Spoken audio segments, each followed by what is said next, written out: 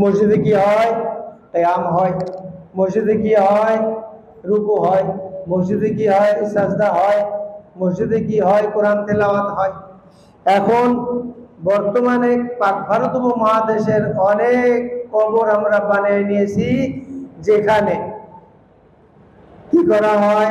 কিয়াম করা হয়, অনেকক্ষণ দাঁড়িয়ে কি যেন বলছে, মোনাজাত করছে, অনেকে সাজদায় পড়ে রয়েছে, অনেকে কোরআন তেলাওয়াত করতেছে। আল্লাহ রাসূল বলছেন, আল্লাহ ইহুদ এবং নাসারাদেরকে কি করুক? লানত করুক, যে তারা তাদের নবীদের কবরকে সাজদাগাহ অর্থাৎ মসজিদ বানিয়ে নিয়েছে। এখন যদি আল্লাহ রসুলের মাজারে, আল্লাহ রসুলের কবরে গিয়েও কেউ কোরআন তেলাওয়াত করে, তাহলে সে একটা ফালতু কাজ করলো। কারণ আল্লাহ রসুল করতে বলেন না, রসুল করেন নাই। আল্লাহ রসুলের কবরে গিয়েও যদি কেউ সাজদায় পড়ে থাকে, সেও মুশরিক। এই অবস্থায় যদি কারোর মৃত্যু হয়ে যায়, সে জাহান্নামে যাবে, আর জাহান্নাম থেকে বাহির হবে না। কারণ সে তওবা করে নাই যে আমি রসুলের কবরে সাজদা করেছি, আল্লাহ তুমি মাফ করো, আর জীবনে করতাম না, এই কথা বলে নাই। তাহলে নবীদের কবর, আর পাক ভারত উপমহাদেশে দেখেন যে সমস্ত কবরে কি নবীদের? না, নবীদের কবরে চলবে না, তো আপনার আমার হুজুরদের কবরে তো এখন এগুলো সব চলছে। তাহলে আমরা কি মুমিন আছি? খতিয়ে দেখেন, জরিপ করে দেখেন যে ইমানদার কয়জন, শতকরা একজন আছে কি না, শতকরা হাজারে দু একজন পাওয়া যাবে কি না, এটাই সন্দেহ। রসুলের কবরেও যদি কেউ সাজদা করে, সে মুশরিক, সে জান্নাতে যাবে না, তওবা না করে যদি মারা যায়। কঠিন একটা ব্যাপার। তাই কি বলা হয়েছে? লাআনাল্লাহুল ইয়াহুদ ওয়ান নাসারা, আল্লাহ রাব্বুল আলামিন ইহুদ এবং নাসারাদের লানত করুক। তাদের কাজ কি? ইত্তাখাযু কুবুর আমবিয়া মাসাজিদা, তারা তাদের নবীদের কবরকে কি করেছে? সেজদাগাহ বানায় নিয়েছে। তাহলে আল্লাহ রাসূল বদদুয়া করে গেছেন যে ইহুদি নাসারাদের এটা আকীদা, তারা তাদের নবীদের কবরকে সাজদাগাহ বানিয়ে নিয়েছে। তারা সেখানে গিয়ে কি করে? সাজদা করে, সেখানে গিয়ে কোরআন তেলাওয়াত করে। এটা হলো ইহুদি নাসারাদের আকীদা। এখন আপনি আমিও তো সেই পথে, সেই মতে চলছি। এখন কত বাংলাদেশের কবরগুলো আপনি ঘুরে দেখেন, শেষ করে পারবেন না যে কত বছর কি বছর আমরা সেখানে যাই, ওরস হয়, আহা কত রকমের ধুমধামে সেখানে কাজবাজ চলে। তাহলে জরিপ করে দেখেন, হাজারে দু একজন মুমিন পাওয়া যাবে কিনা যে আসলেই তারা আল্লাহওয়ালা। হয়তো নিয়তের দিক দিয়ে আমি মুশরিক হয়ে গেছি, আকীদার দিক থেকে মুশরিক হয়ে গেছি, কোনো না কোনো ভাবে হয়তো আমি শিরকের সঙ্গে জড়িত আছি। আল্লাহ বলেছেন, মান সাল্লা ইউরাই ফাকাদ আশরাক, যে ব্যক্তি লোক দেখানো সালাত পড়লো সেও মুশরিক। যাবেন কই? তাহলে আমার ইখলাস বিনিয়া, আমার নিয়তের খুলুসিয়াত থাকতে হবে। যে কোনো আমলে, আমি যে কাজই করি না কেন, আমার ইখলাস থাকতে হবে। সালাত পড়ব ইখলাসের সঙ্গে, আল্লাহকে রাজি খুশি করার উদ্দেশ্যে, আর কোন লৌকিকতা আমার এখানে উদ্দেশ্য নাই। তো ভাইরা আমার, এখানে দেখেন আল্লাহ রাসূল লানত করেছেন, অথচ আপনার আমার সমাজে শত শত, আপনার আমার দেশে হাজারে হাজার কবর, সেটা মানুষ যায় প্রতি বছর এবং সেখানে গিয়ে কোরআন তিলাওয়াত করে, সেখানে গিয়ে সাজদা করে, অথচ এ ব্যাপারে কাউরে কোনো চিন্তা ভাবনা নাই। মানুষকে মুশরিক আর মুশরিক বানিয়ে চলেছে। সরকারি ভাবেও কোনো জরিপ নাই, সরকারি ভাবেও কোনো তদারকি নাই, যে কারণে দিন দিন মুশরিকের সংখ্যা বেড়েই চলেছে। এর হিসাব কিতাব আল্লাহর কাছেই দিতে হবে সবাইকে। ভাইরা আমার, এই জন্যে আপনি ব্যক্তিগতভাবে চিন্তা ভাবনা করেন, আপনার আমার আকীদা আল্লাহ রসুলের আকীদার সঙ্গে মিল আছে কিনা, সাহাবায়ে কেরামদের আকীদার সঙ্গে আপনার আমার আকীদা মিল আছে কিনা। যদি না থাকে, তাহলে আপনার আমার আমল আল্লাহর কাছে কবুল হবে না। আপনার নিয়তকে আগে দুরুস্ত করতে হবে, ঠিক করতে হবে। ভাইরা আমার, এই জন্যে আমাদের বুঝতে হবে। আল্লাহ রাসূল কি বলেছেন?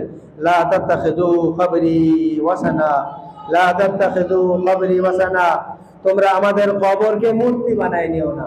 মূর্তির সামনে কি করে? দাঁড়ায়। মূর্তির সামনে কি করে? সাজদা করে, অনেক কিছু করে। আল্লাহ রাসূল বলছে তোমরা আমার কবরকে মূর্তি বানাই নিও না, অর্থাৎ পূজা মণ্ডপ বানাইয়া নিও না। লা তাত্তাখিযু কবরি ওয়াসানা, এখানে বলা হয়েছে লা তাত্তাখিযু কবরি ওয়াসানা, তোমরা তো আমাদের কবরকে, আমার কবরকে মূর্তি বানাইয়া নিও না। আল্লাহুম্মা লা তাজআল কবরি ওয়াসানা ইউবাদ, ইয়া আল্লাহ লা তাজআল কবরি, আমার কবরকে তুমি বানিয়ে দিও না ওয়াসানা, অর্থাৎ মূর্তি, পূজা মণ্ডপ বানিয়ে দিও না, ইউবাদ, যেখানে ইবাদত করা হয়। এখন কি করবেন?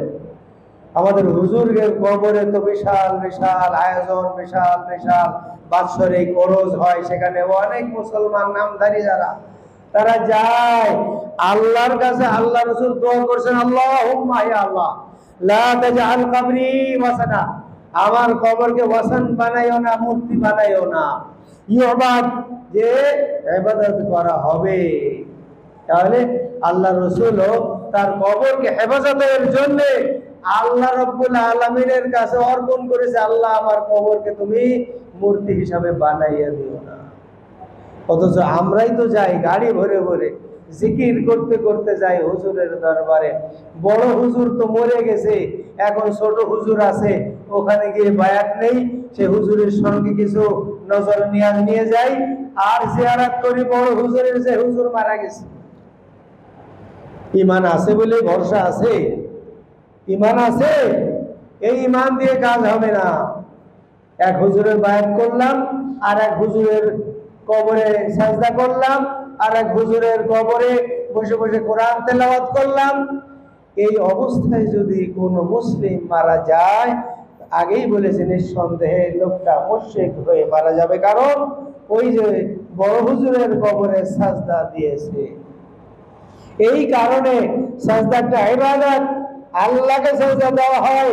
যে কপালে, যে নাক ঠেকিয়ে দেওয়া হয় মাটিতে আল্লাহকে সাজদা করার জন্য, সেটা হুজুরের সামনে করা হলো, হুজুরের কবরে করা হলো।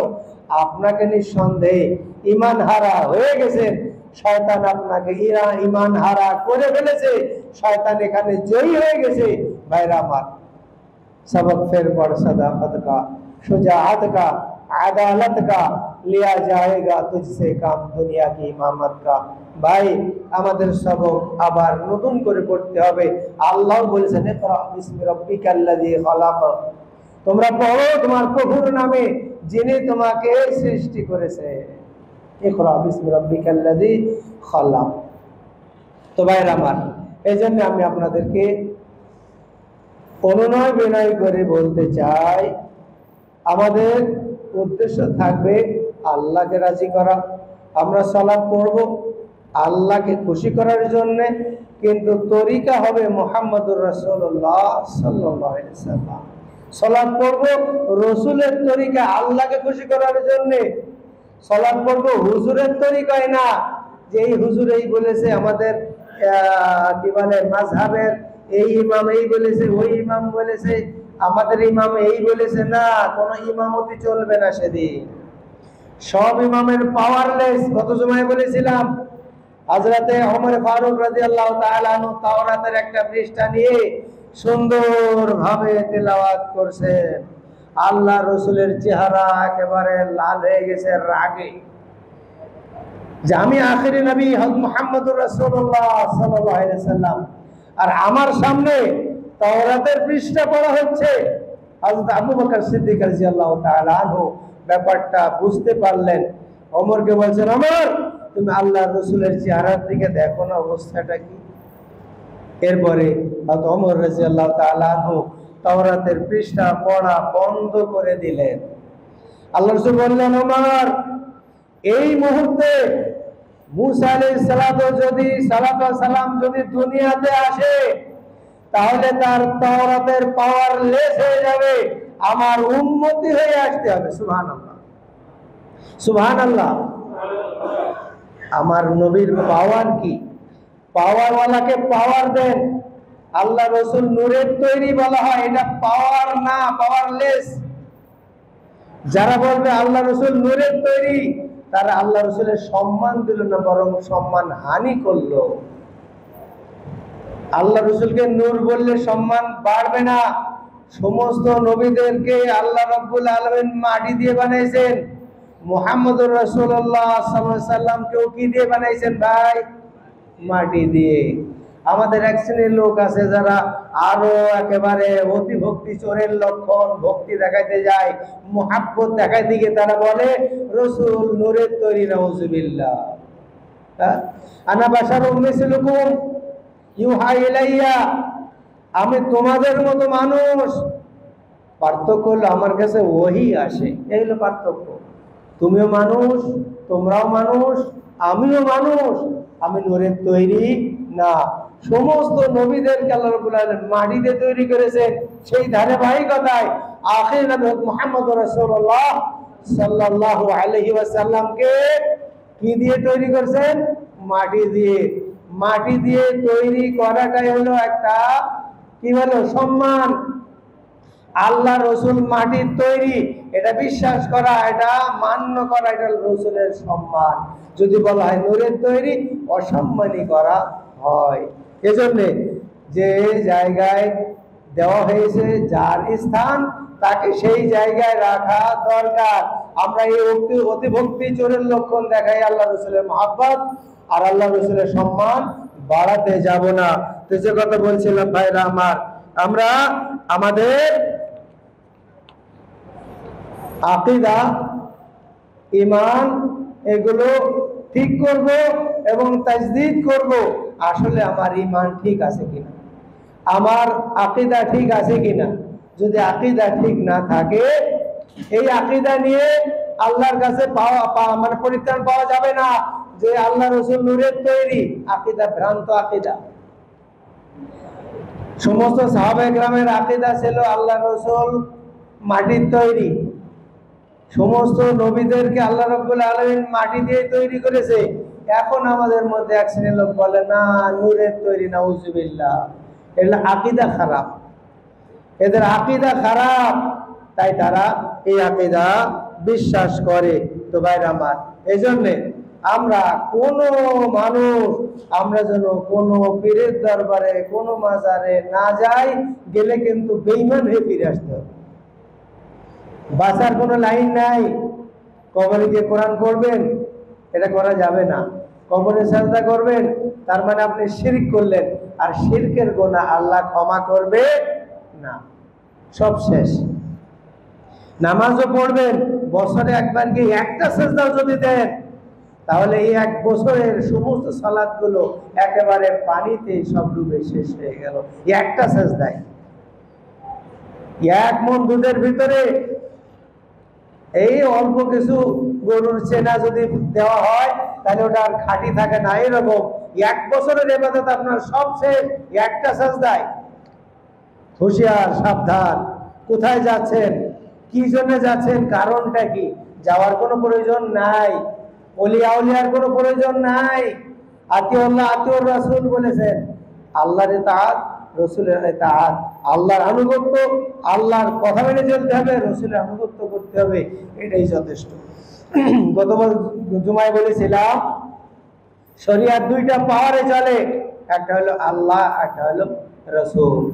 তারাকতু ফিকুম আমরাইন লান তাজিল্লু মা তামাসসাকতুম বিহিমা কিতাবুল্লাহ ওয়া সুন্নতি। আমি দুটো জিনিস রেখে গেলাম, একটা হলো কোরআন, একটা হলো আমার সুন্নাহ, সেই হাদিস, এগুলো প্রমাণিত। এটাই হলো শরিয়াত, কোরআন এবং হাদিস। বাস ইজমা, কিয়াস এগুলো সব বানানো। ওলি আউলিয়া এগুলো সব বানানো। পীর মুর্শিদ এগুলো সব বিনা পুঁজির ব্যবসা আপনার আমার সমাজে চলছে। ভাইরা আমার, হুঁশিয়ার এবং সাবধান করে দিলাম। এক বছর পরে গিয়ে ওই হুজুরের কবরে যদি একটা সাজদা দেন, এক বছরের সব ইবাদত গুলো একেবারে ধূলিসাৎ হয়ে গেল। একটা সাজদার কারণে আপনি মুশরিক হয়ে গেলেন। আর যদি এই অবস্থায় মারা যান, নিঃসন্দেহে জাহান্নামী, নিঃসন্দেহে জাহান্নামী, জাহান্নাম থেকে আর কখনো বাইর হবেন না। কারণ শিরকের গুনাহ আল্লাহ ক্ষমা করবে না। তো যেহেতু আপনি বড় একটা অন্যায় করেছেন, ওই মাজারে গিয়ে, ওই কবরে গিয়ে সাজদা করেছেন, আর সাজদা করা হয় আল্লাহর জন্য, আর আপনি সেজদা করেছেন হুজুরের দরবারে। আপনার 1 বছরের যে ইবাদত করেছিলেন, সালাত শেষ, সিয়াম শেষ, হজ শেষ, যাকাত শেষ, সব শেষ হয়ে গেছে একটা সেজদার কারণে। আল্লাহ রাব্বুল আলামিন আমাদেরকে বোঝার তৌফিক দান করুন, আমিন। আল্লাহ রাব্বুল আলামিন আমাদেরকে সহি তরিকার উপরে চলার তৌফিক দান করুন, আমিন। আতিউল্লাহ ওয়া আতিউর রাসূলের উপরে আমরা যেন পাকাপোক্তভাবে চলতে পারি, এটা আমাদের আজমে মুসাম্মাম এবং আমাদের পাক্কা ইরাদা থাকতে হবে যে আমরা আল্লাহ এবং আল্লাহর রাসূলের তরিকায় চলব। আমার ইবাদতের ভিতরে যদি একটা বিদআত ঢুকে যায়, গত জুমায় বলেছি, বিদআতিকে সালাম দেওয়া যাবে না, বিদআতিকে আপনার ঘরে আশ্রয় দেওয়া যাবে না। বিদআত করা এত খারাপ। আপনার মা মারা গেছে, আপনার বাবা মারা গেছে, আপনার ভাই মারা গেছে, আপনার অনেক আত্মীয় স্বজন মারা গেছে, 40 দিনে যদি গরু মেরে আপনি খাওয়ান, আপনি একটা বড় বিদআতি।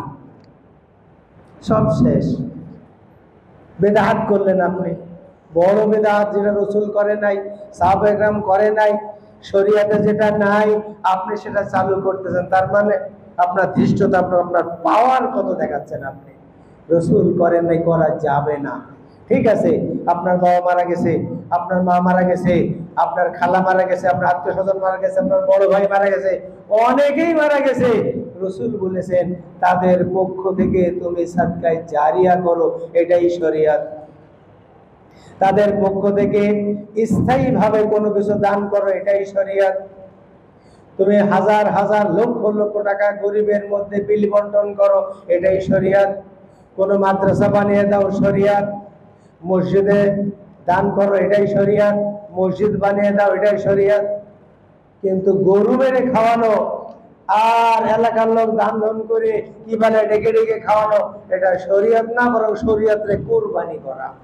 তো শরীয়তরে কুরবানি করে আপনি মুমিন থাকবেন কিভাবে, আপনার ঈমান থাকবে কিভাবে, এটা তো যাচাই বাছাই করা দরকার। এই জন্য আগে দেখতে হবে আমি যে কাজটা করতেছি সেই কাজটা শরীয়তে আছে কিনা, আল্লাহ কি বলেছেন, রাসূল কি করেছেন। যদি না থাকে তাহলে আপনি আপনার পায়ে কুড়াল মারবেন না, আপনারই ব্যথা লাগবে, আপনার রক্তপাত হয়ে যাবে, আপনার ঈমান ধ্বংস হয়ে যাবে, আপনি বিদআতি হয়ে কাল কিয়ামতের মাঠে আল্লাহর সামনে দাঁড়াবেন যে পাক্কা বিদআতি। আল্লাহ রাসূল কি বলবেন জানেন, সুহকান সুহকান লিমান গায়্যারা বাদি, ধ্বংস হয়ে যা, ধ্বংস হয়ে যা, ধ্বংস হয়ে যা। আমার মৃত্যুর পরে এই সমস্ত বিদআতি কাজে তোরা জড়িত ছিলি, এই সমস্ত বিদআত তোরা কি করেছিস, পরিচালনা করেছিস, বিদআত চালু করেছিস। সাবধান ভাইরা আমার। এজন্য আমি সবার কাছে আবদার রাখবো, আমাদের কাজ হবে আল্লাহর বিধান অনুযায়ী এবং তরিকা হবে মুহাম্মদুর রাসূলুল্লাহ সাল্লাল্লাহু আলাইহি ওয়াসাল্লাম। আশা করি আজকের খুতবা আপনারা মোটামুটি বুঝতে পারছেন এবং আমরা চিন্তা করবো ইনশাআল্লাহ আতিউল্লাহ এবং আতিউর রাসূলের বাইরে আমরা কেউ যাওয়ার চেষ্টা করব না। যদি যাওয়ার চেষ্টা করি তাহলে আমি ধ্বংসের মধ্যে চলে যাব, আমার ঈমান শেষ হয়ে যাবে, আমার আকীদা শেষ হয়ে যাবে, আমি হয় বিদআতি, আর না হলে মুশরিক, আর না হলে কোনো কিছু হয়ে আমার সমস্ত আমল বাতিল হয়ে যাবে। আল্লাহ রাব্বুল আলামিন আমাদের সবাইকে কবুল করুন, আমিন। আমরা যেন আল্লাহ এবং আল্লাহর তরিকার উপরে একেবারে 100% থাকতে পারি এবং আল্লাহকে খুশি করার জন্য আমরা দৈনিক 5 বার সালাত আদায় করতে পারি, মসজিদে আসতে পারি। আল্লাহ রাব্বুল আলামিন আমাদের কবুল করুন, আমিন।